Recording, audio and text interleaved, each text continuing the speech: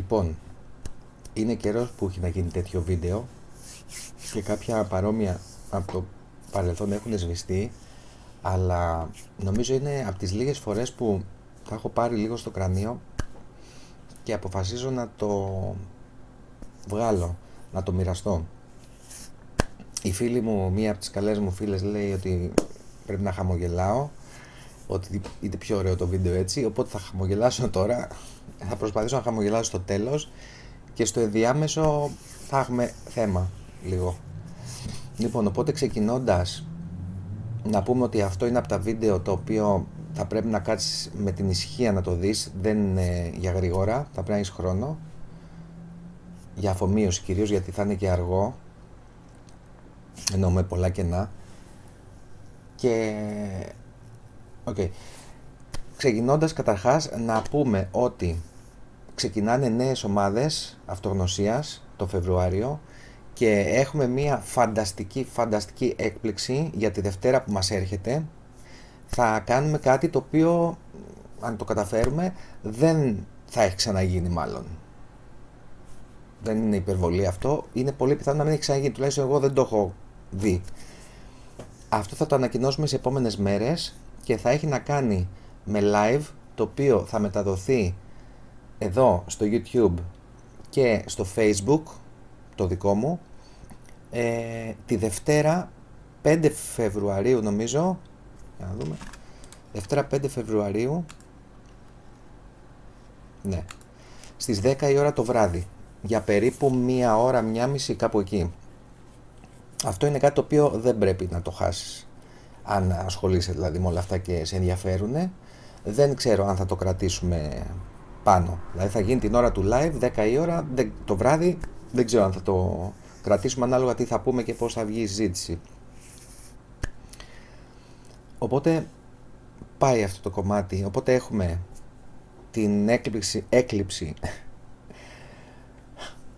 την έκπληξη, είναι ότι έχω φορτώσει, την έκπληξη της Δευτέρας, τις νέες ομάδες που ξεκινάνε το Φλεβάρι, μέσα Φλεβάρι τέλη, και θα μας πάει μέχρι καλοκαίρι, μέχρι αρχές καλοκαιριού, αυτογνωσία και προσωπική ανάπτυξη σε συνδυασμό με εσωτερισμό, coaching, NLP, ένα κράμα, και θα δούμε ακριβώς τι εννοούμε με αυτό στις επόμενες μέρες. Ομάδα Viber που θα είναι στο newsletter, το οποίο θα σταλεί τώρα, δεν ξέρω αν θα σταλεί πρώτο το newsletter ή πρώτο θα βγει το βίντεο, θα είναι εκεί πέρα η ομάδα Viber, είναι δωρεάν και εκεί ενημερωνόμαστε απευθείας για να μην χάνουμε newsletter και email κλπ που πάνε στα spam και στα ανεπιθύμητα καμιά φορά και στις προσφορές. Όποιος θέλει μπαίνει εκεί, δεν έχει spamming, εκεί δεν έχει πολλή πληροφορία, είναι μία στο τόσο, απλά ανακοίνωση, βγήκε αυτό το βίντεο, θα κάνουμε αυτό το σεμινάριο κλπ. Και είναι να γίνουν και 2 σεμινάρια, δωρεάν και πληρωμένα. Δεν ξέρω τώρα ποιο θα γίνει πρώτο, θα τα αποφασίσουμε, γιατί είναι πολύ ρευστά όλα τα πράγματα αυτή την περίοδο για όλους μας. Το ένα έχει να κάνει με τις διδασκαλίες φύσης, το οποίο το είχαμε κάνει πριν 3-4 χρόνια, ένα φανταστικό σεμινάριο, πολύ ωραίο. Και το δεύτερο, εάν τελικά δημιουργηθεί, θα είναι ένα κράμα ψυχική ανθεκτικότητα μαζί με άγχος και στρες. Παρόμοιο με το εισαγωγικό που είχαμε κάνει για το άγχος και το στρες, μαζί με ψυχική ανθεκτικότητα, που και τα δύο αυτά που είπαμε θα υπάρχει το δωρεάν εισαγωγικό σαν πρόλογος, και αυτά θα γίνουν τώρα, θα δούμε 3 ώρα, 4 ώρα, 5 ώρα αμέσως μετά. Πάμε λοιπόν τώρα στο θέμα μας. Πριν 2-3 χρόνια είχα φτιάξει ένα βιντεάκι πνευματικότητα όσα δεν σου είπανε. Τώρα βέβαια, για να πω αυτά που θέλω να πω και με τον τρόπο που θέλω να τα πω, ιδανικά θα ήθελα να έχω 500.000 συνδρομητές. Επειδή με αυτά που θα πω, που θα ήθελα να πω, να κλείσουν και το κανάλι, τουλάχιστον το κύμα να έχει φύγει πολύ μακριά. Οπότε εδώ τώρα θα στρογγυλέψω ό,τι μπορώ και θα προσπαθήσω να είναι σύντομο και περιεκτικό μέσα στα πλαίσια τα οποία μπορούν να υποθούν μέσω αυτού του καναλιού, ας πούμε, βίντεο. Και τώρα αυτό έχει να κάνει και με τη δική μου βιωματική εμπειρία πριν αρκετά χρόνια, αλλά έχει να κάνει και μια πολύ πρόσφατη εμπειρία από ένα πάρα πολύ αγαπημένο πρόσωπο, το οποίο έχει χάσει τα πάνω με τα κάτω, τα μέσα με τα έξω, την μπάλα, το γήπεδο και δεν ξέρω εγώ τι άλλο. Και το γεγονός ότι είναι αγαπημένο πρόσωπο σημαίνει ότι γίνομαι engaged, εμπλέκομαι και συναισθηματικά με αυτό και μου βγαίνει η ένταση.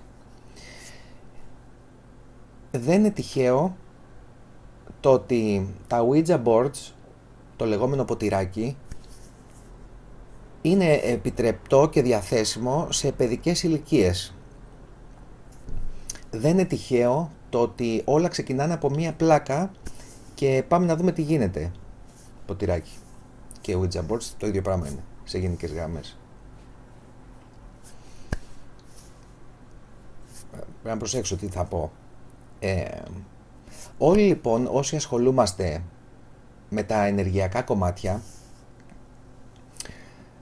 μπαίνουμε σε αυτόν τον κόσμο χωρίς καμία μοίηση, χωρίς καμία γνώση, με γάμα κεφαλαίο, τεράστιο γάμα κεφαλαίο, χωρίς προστασίες, χωρίς οδηγούς. Ανθρώπους που είναι ενάρετοι, φωτεινοί, όχι του ψεύτικου φωτός, γιατί αυτό τώρα υπάρχει και ψεύτικο φως, δεν είναι απλά όλο αγάπη φως. Υπάρχουν και άλλες όψεις που νομίζουμε ότι είναι φως και παρουσιάζεται σαν φως, αλλά δεν είναι φως. Και δεν μιλάω για το κακό. Άλλο πράγμα είναι αυτό που συζητάμε τώρα. Είναι λοιπόν ένα τεράστιο λάθος αυτό που έχει συμβεί, το οποίο βέβαια είναι πάρα πολύ σωστό για κάποιες άλλες μεριές, να το πούμε έτσι. Δεν είναι τυχαίο το ότι όλα είναι τόσο διαθέσιμα, ακόμα και πολλά από τα άρρητα διαθέσιμα για ένα παιδί, για έναν 18χρονο, μία 25χρονη.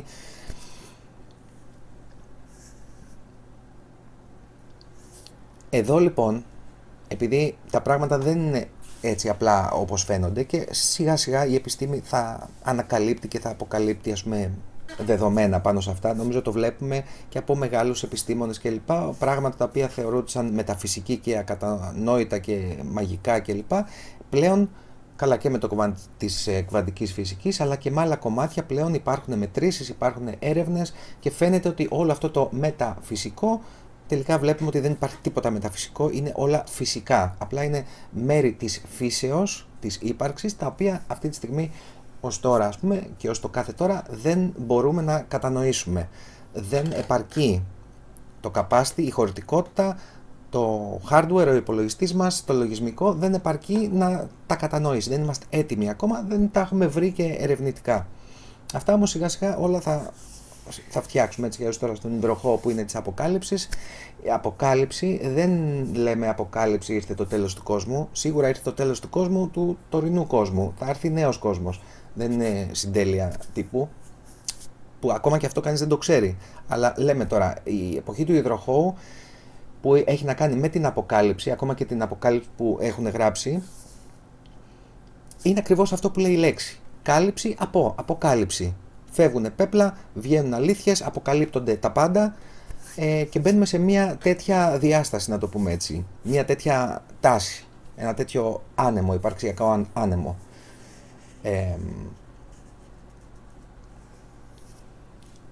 Οπότε θα πρέπει να είμαστε αρκετά προσεκτικοί, να έχουμε την αντίληψή μας σε όλο αυτό το πράγμα το οποίο συμβαίνει και πρόκειτο να συμβεί. Και το πρόβλημα είναι ότι όταν μπαίνουμε σε αυτά τα πεδία, μπαίνουμε για πλάκα συνήθως ή για περιέργεια.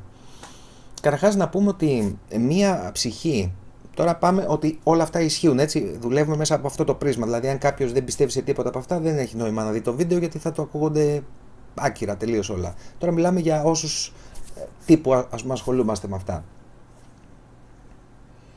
Για να μπει κάποιος σε αυτές τις διαδρομές χρειάζεται κάποιες διαδικασίες. Οι περισσότεροι μπαίνουμε από περιέργεια, από το να ανήκουμε κάπου, από υπεκφυγή πραγματικότητας, γιατί αυτή η πραγματικότητα δεν μας γεμίζει, δεν είναι αρκετή, οπότε πρέπει κάπου άλλο να στραφούμε. Ακόμα και ο διαλογισμός είναι υπεκφυγή πραγματικότητας, να μην πω στο 80% ή παραπάνω.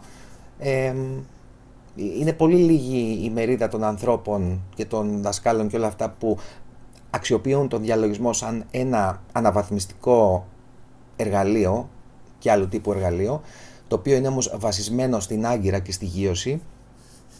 Θέλουν όλα αυτά πάρα πολύ προσοχή, γιατί όλο αυτό το ταξίδι, όσες και αν είναι διαστάσεις, είναι 12, είναι 13, είναι παραπάνω, έχει να κάνει με τις διαστάσεις, έχει να κάνει με τις πυκνότητες, με πόσες πυκνότητες είναι εκεί μέσα στην κάθε διάσταση, με πόσες διαστάσεις, σε πόσες υποδιαστάσεις πάει κάθε διάσταση, τι σημαίνει πέμπτη διάσταση, τι σημαίνει πέμπτο επίπεδο συνειδητότητας. Όλα αυτά είναι έννοιες τα οποία δεν είναι τώρα για να συζητιούνται έτσι, απλά θέλω να πω ότι τα πράγματα δεν είναι ακριβώς όπως φαίνονται.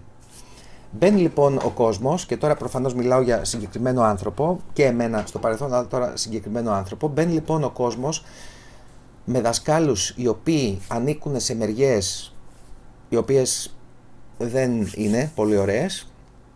Μπαίνουν σε δασκάλους ή τέλος πάντων ανθρώπους που παίζουν με όλα αυτά και δεν ξέρουν και με τι παίζουν, και προχωράνε σε διαδρομές οι οποίες δεν θα έπρεπε να μπαίνουν. Μπαίνουν με παρέες, επειδή διαβάσαν κάτι σε ένα βιβλίο, διαβάσαν ένα άρθρο, είδαν ένα βίντεο και λένε ωραία, κάτσε να παίξουμε. Κάτσε να δούμε πώς γίνεται το αστρικό ταξίδι, αν μπορούμε. Κάτσε να δούμε αν δουλεύει το ποτηράκι. Κάτσε να δούμε αν διαλογιστούμε και πάμε εκεί και εκεί και εκεί, τι θα γίνει. Κάτσε να παίξουμε λίγο με τις ενέργειες, να δούμε τι θα γίνει, χωρίς να ξέρουμε από πού τραβάει η κάθε ενέργεια. Τώρα εδώ θα πιάσει πάρα πολλούς. Πολλοί κόσμος θα δυσαρεστηθεί. Θα προσπαθήσω να μην δυσαρεστήσω πάρα πολύ. Αυτό λοιπόν έχει σαν αποτέλεσμα να μπαίνεις κάπου χωρίς να έχεις το γνώθις αυτόν. Δεν είναι τυχαίο το 0 άγαν το γνώθις αυτόν, το «ή» εκεί πάνω στους Δελφούς, στον Ομφαλό. Δεν είναι τυχαία αυτά τα πράγματα εκεί πέρα. Όλο η μεγάλη άγκυρα είναι ότι όποιες και να είναι διαστάσεις, ο άνθρωπος, και επειδή είναι το «ον» το οποίο είναι όχι πιο μισητό να το πω έτσι, από πολλά άλλα επίπεδα φθονείται. Γιατί υποτίθεται από ό,τι λένε είναι το μόνο «ον» το οποίο είναι εν δυνάμει Θεός. Είναι κατ' εικόνα και καθομοίωση και είναι εν δυνάμει ένα «ον», ένα όχημα όπου μπορεί να βιώσει, να κατοικήσει, να ταξιδέψει σε όλες τις διαστάσεις. Σε όλες. Από ό,τι έχω διαβάσει, από ό,τι έχω συζητήσει με δασκάλους κλπ, που θεωρώ έμπιστους και με πολύ βάθος γνώσης, δεν υπάρχει κάποιο άλλο «ον» πέρα από την πηγή και τις τριάδες της πρώτης κλπ. Οπότε εδώ στην τρίτη διάσταση, την απλή, ας πούμε, ύψος, βάθος, πλάτος, χρόνος, όλο αυτό το πράγμα, θα πρέπει να καταλάβουμε ότι εάν ήταν να ήμασταν για αλλού, δεν θα ήμασταν εδώ. Να το ξαναπούμε. Εάν ήταν να ήμασταν για αλλού, δεν θα ήμασταν εδώ. Το να κάνω μία μοίηση, πολλές φορές, αν όχι όλες, είναι μία βίαιη πράξη για τον εαυτό. Και στη γιόγκα, μία από τις βασικές αρχές, από τις σούτρες νομίζω, είναι η έννοια της μη βίας. Δηλαδή, είμαστε όπως είμαστε τώρα, έτσι. Άμα πάω και, πώς να πω, φορτώσω στεροειδή το σώμα μου και φτιάξω τη σωματάρα, φέτες, κομμάτια, αυτό είναι βία. Είναι πέραν του φυσικού. Δεν μπορεί το σώμα μου να πάει εκεί, οπότε το βιάζω. Και το βιάζω και από το μέρος του βιασμού και από το μέρος της ταχύτητας. Βιάζομαι. Τρέχω. Και όποιος βιάζεται σκοντάφτει. Το θέμα είναι εκεί που θα σκοντάψει, μην μείνει κιόλας εκεί.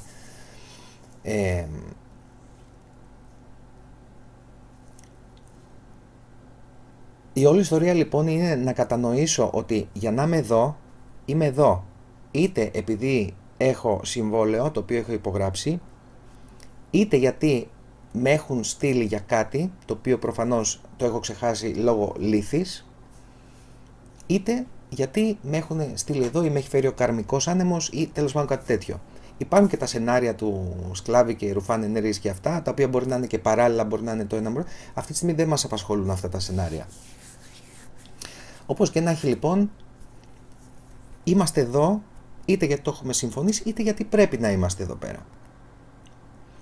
Δεν πάω καθόλου στο σενάριο ότι πρέπει να ξεφύγω από αυτό το πράγμα, γιατί είναι τεράστιο βάθος ανάλυσης με πολλά ερωτηματικά Και αν μπούμε σε ένα τέτοιο τρυπάκι, τότε δεν είναι ασφαλείς οι αποφάσεις που θα πάρουμε και ευρύτερα ο τρόπος που θα δούμε την πραγματικότητα. Υπάρχουν πάρα πολλές παγίδες εκεί έξω, οι οποίες θα έχουν ως αποτέλεσμα κάποιος να πάει να αυτοκτονήσει, κάποιος να χάσει την μπάλα, να χάσει τον εαυτό του τελείως, να μην ξέρει τι του γίνεται, να έχει διαστρέβλωση, στρέβλωση διός, διάνοιας, διάκρισης, διαίσθησης, να έχει μια διαστρέβλωση πραγματικότητας, να μην μπορεί να αντιληφθεί, να βραχυκλώσει δηλαδή όλο το λογισμικό και το hardware,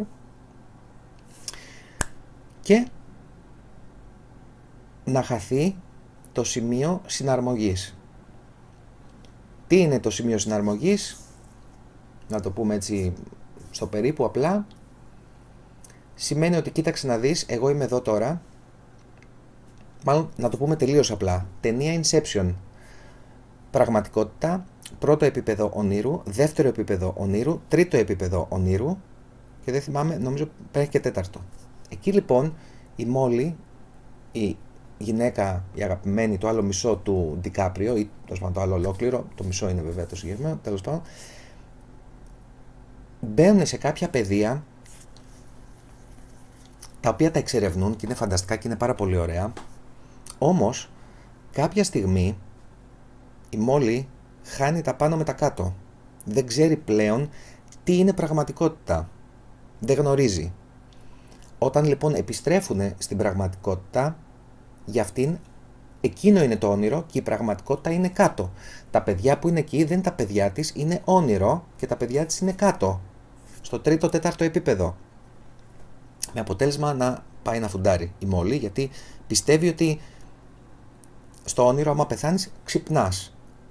Στην αληθινή ζωή όμως, που και αυτή βέβαια μπορεί να είναι ένα όνειρο, εάν φουντάρεις δεν ξυπνάς στο όνειρο, γιατί για τα τωρινά μας δεδομένα αυτή εδώ είναι η άγκυρα, αυτό εδώ είναι το συγκεκριμένο matrix πάνω στο οποίο είναι η άγκυρα του φορέα. Και μέσω του κρυστάλλου του εσωτερικού βγαίνει η πραγματικότητα, αντίληψη κλπ. Το σημείο συναρμογής λοιπόν είναι ακριβώς αυτό. Όταν έχεις χάσει τα πάνω με τα κάτω, όπως ένας δίτης βουτάει, αν του βγει αυτό το πράγμα η νόσος των διτών και ό,τι παθαίνουν μετά από κάποια βάθη, σημαίνει ότι χάνει τα πάνω κάτω. Νομίζει ότι πάει πάνω και αυτός πάει κάτω και πνίγεται.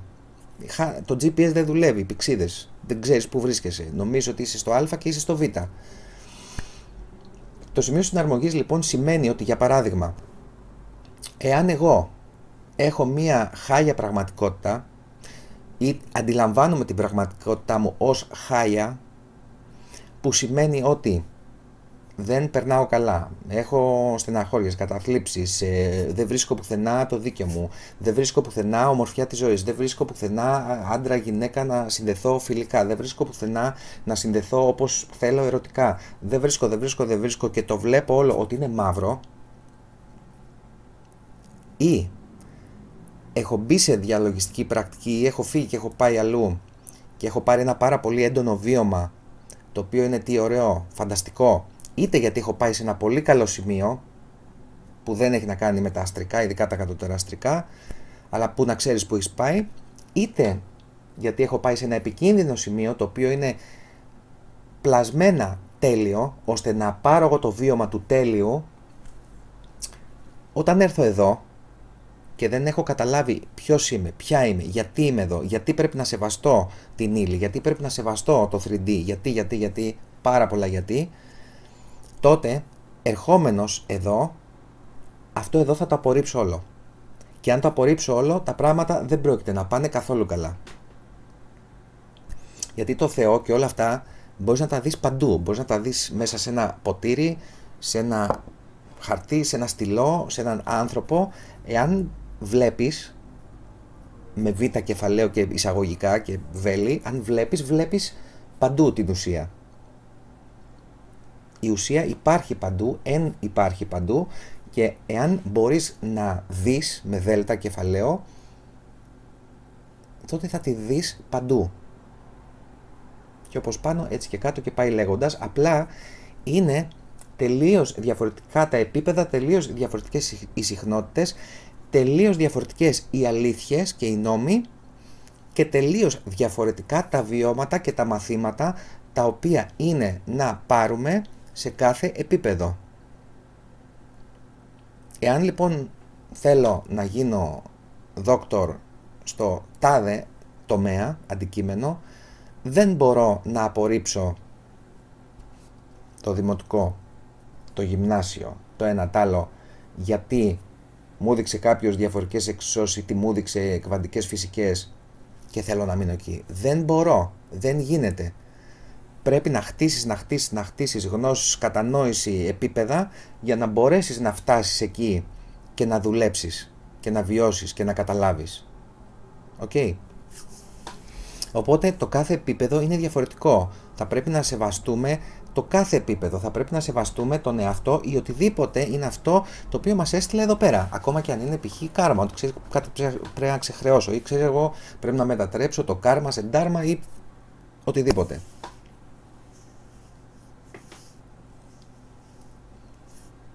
Η άλλη μεριά λοιπόν είναι ότι δεν περνά, αυτό που λέγαμε, δεν περνάω πουθενά καλά, δεν παίρνω χαρά πουθενά, δεν παίρνω απόλαυση από πουθενά, δεν παίρνω ευχαρίστηση από πουθενά. Οπότε τι κάνω? Κάνω υπεκφυγή πραγματικότητας. Να φύγω δηλαδή από αυτό το πράγμα το οποίο έχω πρόβλημα. Δεν μπορώ, δεν το αντέχω, δεν μου αρέσει. Πώς θα κάνω υπεκφυγή πραγματικότητας? Θα κάνω με ό,τι έχει να κάνει με τα τελώνια. Διάβασε ποια είναι τα τελώνια, τι είναι το καθένα. Με ό,τι είναι εκεί στην υπερβολή του θα κάνω υπεκφυγή πραγματικότητας με αυτό. Θα κάνω υπεκφυγή πραγματικότητας με ουσίες.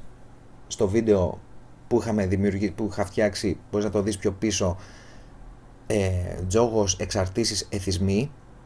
Πάρα πολύ σημαντικό βίντεο, μπορείς να πας πίσω να το δεις. Θα κάνω υπεκφυγή πραγματικότητας λοιπόν με ουσίες, με τέτοια πράγματα, με φαρμακευτικές αγωγές. Είτε τις έχω πάρει σωστά από έναν ιατρό, είτε δεν τις έχω πάρει σωστά από έναν ιατρό και παίζω μόνος μου με αυτά. Ή θα κάνω υπεκφυγή πραγματικότητας μέσω των ενεργειακών, μυστικιστικών, θεουργικών και οτιδήποτε άλλο αυτό συνεπάγεται πρακτικών διαδικασιών και πεδίων. Τώρα όμως, εάν το κάνω αυτό κατά αυτόν τον τρόπο, εκεί πάω τρίπιος, να το πούμε απλά και ομά. Πάω τρίπιος. Γιατί πάω τρίπιος? Πάω τρίπιος χωρίς εργαλεία, χωρίς προστασίες, ή νομίζω ότι έχω προστασίες, δηλαδή αν είναι ποτέ δυνατόν ένα εδώ να πει ότι ξέρεις κάτι, θα βαρέσω πυραμίδες και το ένα και το άλλο και θα βάλω τους αρχαγγέλους για να πάω εκεί που είναι να πάω και να δουλέψω. Παίρνεις δηλαδή τώρα τον Μιχαήλ, ότι ξέρεις κάτι, Μιχαήλ, έλα εδώ τώρα, θα σε βάλω εδώ να με προσέχεις. Γίνονται αυτά, αλλά δεν γίνονται έτσι. Τέλος πάντων. Πας λοιπόν εκεί, χωρίς γνώση, χωρίς εργαλεία, χωρίς βοήθειες, με τρίπια άβρα, γιατί για να μην είναι τρίπια η άβρα θα πρέπει να είσαι αυτογνωσία, την οποία αυτογνωσία κανείς μας δεν πρόκειται να την κατοσταρίσει μέσα σε ένα πεδίο, εκτός αν είσαι μύστης ή δεν ξέρω από πού προέρχεσαι και από παιδάκι ή από κάποια συγκεκριμένη ηλικία έχεις μνήμες, έχεις ενθύμηση και γνωρίζεις ότι ξέρεις κάτι, είμαι εδώ, θα κάνω αυτό έτσι κι αλλιώς. Αυτό είναι μια άλλη ιστορία, αυτά είναι εξαιρέσεις των εξαιρέσεων. Για τους περισσότερους από εμάς δεν δουλεύει ακριβώς έτσι. Οπότε όταν δεν έχεις αυτό το γνώθεις σε αυτόν, εκεί δίπλα από τα αδελφικά κλπ. Αν δεν έχεις το γνώθεις αυτόν, δεν μπορεί η άβρα και όλη η ασπίδα και όλο το πεδίο να είναι καθαρό, μονωμένο, γεωμένο, προστατευμένο και πάει λέγοντας. Δεν γίνεται. Άμα δεν ξέρεις ποιος είσαι, πώς θα είναι ολοκληρωμένο αυτό? Δεν γίνεται, εξορισμού. Εκεί λοιπόν τώρα που θα πας στις βόλτες σου, το μόνο σίγουρο είναι ότι θα κολλήσεις πράγματα. Εκτός αν έχεις το υπερανοσοποιητικό σύστημα που για κάποιο λόγο ούτε και η επιστήμη δεν ξέρει γιατί δεν κολλάς τίποτα. Και μπράβο και μαγιά σου. Όπως λοιπόν εδώ έχουμε τους ιούς, είτε είναι ψεύτικοι είτε είναι κανονικοί, μικρόβια, ιός, το ένα τ' άλλο, κρυολογήματα, ακροαστικά, πνευμονίες, όλα αυτά. Αντίστοιχα υπάρχουν και τα αντίστοιχα για όλα τα υπόλοιπα σώματα που έχουμε. Είτε το βλέπουμε υπό το πρίσμα των 3, των 7, είτε οποιοδήποτε πρίσμα σωμάτων. Και όταν λοιπόν μεταβαίνω εκεί, όπου μεταβαίνω με το όποιο σώμα και ανάλογα το σώμα σε όποιο επίπεδο μεταβαίνω ή πόσα μπορώ να πάρω μαζί μου, αντίστοιχα λοιπόν εκεί το κάθε σώμα θα κολλήσει τις αντίστοιχες αρρώστιες, ασθένειες, μικρόβια, οντότητες και πάει λέγοντας για να μην το ανοίξουμε πάρα πολύ. Δεν είναι δηλαδή κάτι περίεργο και εδώ τώρα ραδιοκύματα παντού δεν τα βλέπουμε.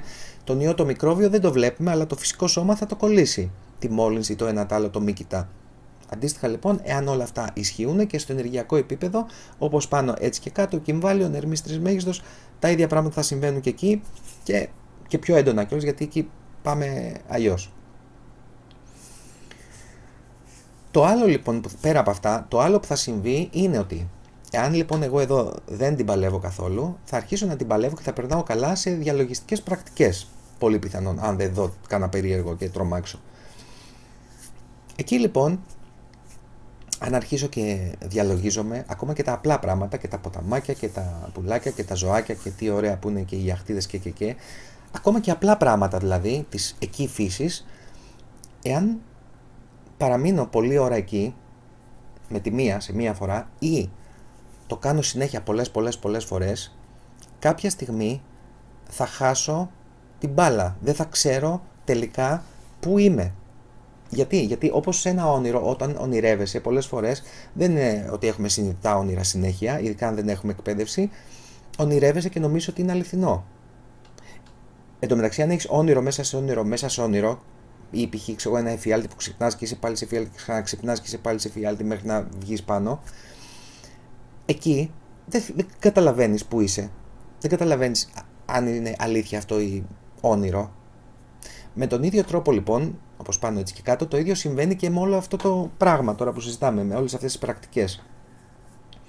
Αυτό λοιπόν θα έχει σαν αποτέλεσμα, επειδή ναι είσαι κατοικώνα και καθομοίως, αλλά δεν είσαι αυτό, θα έχει σαν αποτέλεσμα λοιπόν να σχιστεί η συνείδηση.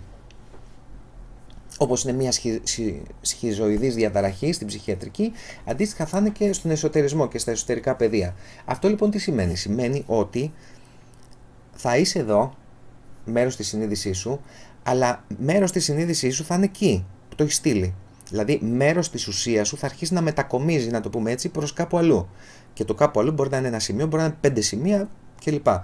Εφόσον λοιπόν θα έχεις τα μισά σου ρούχα εδώ, τα μισά σου έπιπλα από εδώ, από εκεί και πάει λέγοντας, δεν θα ξέρεις που μένεις και θα λες, δεν είναι εδώ το σπίτι μου, είναι εκεί το σπίτι μου.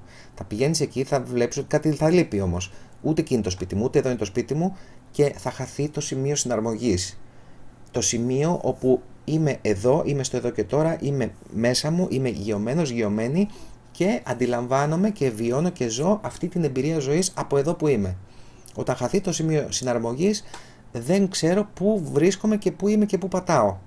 Και όταν χαθεί αυτό, μετά δεν είναι πάρα πολύ εύκολο να βρεθεί και να ισιώσει όλο αυτό το πράγμα. Το κουβαλάς για πάντα μαζί σου και απλά κάνεις ό,τι μπορείς με τις όποιες πρακτικές από τις διάφορες δασκαλίες, με βοηθούς και με καλούς ανθρώπους και δασκάλους, που δεν είναι και πάρα πολλοί, για να μπορέσεις να μαζέψεις τα αμάζευτα και να ολοκληρώσεις την εμπειρία ζωής σου εδώ, έστω και κουτσός, στραβός, γιατί θα χάσεις πράγματα. Και επειδή λοιπόν ένα πάρα πολύ αγαπημένο πρόσωπο το έπαθε αυτό, να κάνουμε, δεν γνωριζόμασταν νωρίτερα, έχω ενοχληθεί πάρα πολύ και επειδή βέβαια όλα για καλό είναι, γι' αυτό το λόγο ίσως αυτή η ενόχληση και αυτή η συναισθηματική εμπλοκή μου έχει σαν αποτέλεσμα αυτό το μοίρασμα, αυτό εδώ το βίντεο.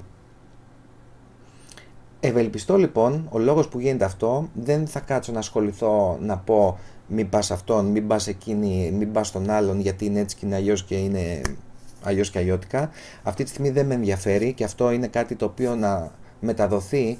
Κανείς μας δεν είναι η ενσωμάτωση της νέμεσης, της νεμέσεως, είτε της τήσεως, είτε της θείας δικαιοσύνης. Ναι, θέλουμε το δίκαιο σαν αρετή και σαν μέγιστη βασικά αρετή, τη δικαιοσύνη, αλλά δεν είμαστε η ενσάρκωση αυτής της ενέργειας. Που σημαίνει δεν είμαστε εδώ ιδανικά ούτε για να δικάσουμε, ούτε να κάνουμε, ούτε να ράνουμε. Όλοι αυτοί και όλες αυτές από άλλα πράγματα. Οπότε εμάς ο σκοπός μας, εμένα, εσένα, όλων μας, είναι βάσει του αντιληπτικού μας πεδίου, της βιβλιογραφίας, των γνώσεων, των εκπαιδεύσεων και των βιωμάτων μας, όσο μπορούμε να αντιληφθούμε, να φέρουμε πράγματα τα οποία προάγουν την πολυεπίπεδη υγεία, την πολυεπίπεδη και ολιστική γνώση, την αναβάθμιση της εμπειρίας ζωής, τη διεύρυνση και του φάσματος και της συνειδητότητας, της προστασίας, των αρετών, της αγάπης, μπλα μπλα μπλα και όλα αυτά. Οπότε, μέσω αυτών των γεγονότων που έχουν συμβεί, τα οποία δεν χρειάζεται να τα μοιραστούμε τώρα, γίνεται και δημιουργείται αυτό το βίντεο, που σημαίνει παράλληλα ότι ένα αρνητικό συναίσθημα, όπως έχουμε πει και στο βίντεο με τα αρνητικά συναισθήματα παλαιότερα, μπορεί να φαίνεται αρνητικό, τώρα τα έχω πάρει εγώ στο κρανίο, ok, αλλά εάν το φιλτράρεις και τέλος πάντων κάνεις αυτή την εσωτερική αλχημία, ίσως να μπορέσει να βγει κάτι το οποίο να φύγει, να μετουσιωθεί από όλη αυτή την αρνητικότητα και να μεταδοθεί με έναν τρόπο ίσως που να μπορέσουν να βοηθηθούν άλλοι 5 άνθρωποι, 1000 άνθρωποι, ένας άνθρωπος, ακούγοντας π.χ. όλα αυτά. Και βέβαια να ενοχληθούν 5.000 άνθρωποι και πάει λέγοντας, αλλά δεν μας απασχολεί καθόλου αυτό. Οπότε ευελπιστώ να κατάλαβες ότι κάποια πράγματα δεν είναι για να παίζουμε, δεν πάμε εκεί για βόλτα, δεν πάμε εκεί για περιέργεια. Να καταλάβουμε ότι εάν κάποιος είναι να λάβει μία μοίηση και να του έρθει μία επίγνωση, η μεγαλύτερη μοίηση είναι εκεί έξω η ζωή, η ίδια η ζωή, το πεζοδρόμιο, τα ζώα, οι συνάνθρωποι μας, ο καθρέφτης, είναι εκεί. Και αν είναι κάποιος να πάει για ακόμα πιο προχωρημένα πράγματα και παιδεία, υπάρχουν εκεί οι αυτόματες μοίησεις. Δηλαδή αν πιστεύεις σε όλα αυτά και είναι να φέρεις εις πέρας κάποιο είδους αποστολή, έχεις την εντύπωση ότι δεν θα σου γίνουν αυτόματες μοίησεις από άλλα παιδεία, αν είσαι έτοιμος και έτοιμη, αν είσαι καθαρός και καθαρή, εάν έχεις την εντύπωση δηλαδή ότι δεν θα γίνει αυτόματα αυτό το πράγμα. Είχα γνωρίσει κάποτε μια κοπέλα, φοβερός άνθρωπος, η οποία ήταν η πρώτη φορά που άκουσα αυτό το πράγμα. Που έλεγα εγώ, ξέρεις κάτι, θέλω να πάω για αυτή τη μίση, θέλω να πάω για την άλλη, θέλω να πάω για την παράλληλη, αφού είχα κολλήσει ό,τι είχα κολλήσει από τις πιο προηγούμενες. Και μου λέει αυτό το πράγμα ακριβώς. Μου λέει, έχεις την εντύπωση ότι πρέπει σώνει και καλά να πας κάπου και να αγοράσεις μια μίση. Πώς ακριβώς νομίζω ότι λειτουργεί αυτό το πράγμα? Έχεις την εντύπωση ότι αν είσαι εδώ για να κάνεις κάτι, δεν θα σου γίνει αυτόματα? Προφανώς και θα δημιουργηθούν συγχρονικότητες και θα έρθουν άνθρωποι που όντως θα χρειαστούμε να μας βοηθήσουν, όντως να γίνουν κάποιες διαδικασίες. Αλλά όχι χύμα, όχι στον αυτόματο, όχι ξύπνησα σήμερα και επειδή αυτό είναι της μόδας και μου αρέσει, πάω να κάνω μοίηση. Αυτά είναι βία. Είναι βία και λάθη. Και ανεύθυνες κινήσεις. Τόσο από εμάς που τις κάνουμε, όσο πάλι και από εμάς που τις δίνουμε. Το ίδιο. Και από τη μία και από την άλλη. Οπότε θέλει πάρα πολύ προσοχή όλο αυτό το έργο. Νομίζω αυτά για την ώρα, πάνω στο συγκεκριμένο κομμάτι. Όποιος ακούει και ασχολείται και θέλει, ας στείλει αγάπη και μια φωτεινή ενέργεια καλή σε αυτόν τον άνθρωπο, φίλο ή φίλη μας, να μην δώσουμε λεπτομέρειες, να τον φωτίσει, ότι να τον φωτίσει και να μπορέσει να βρει το δρόμο του ή το δρόμο της, και να επανέλθει, να αγιωθεί εδώ. Και επίσης να πούμε ότι όλα αυτά εδώ τώρα δεν έχουν να κάνουν με φόβο. Εμείς είμαστε με τις 3 αρχές: σοφία, αγάπη, υγεία, ζωή, δύναμη, ισχύς. Δεν έχει να κάνει με το φόβο. Έχει να κάνει με το να γνωρίζω. Πρέπει να γνωρίζω. Δεν είναι φόβος από μάκρυν, μην πας εκεί γιατί φοβάσαι. Είναι σοφία, είναι διάκριση και είναι πράγματα τα οποία καλό είναι να πριν τα κάνουμε να τα σκεφτόμαστε.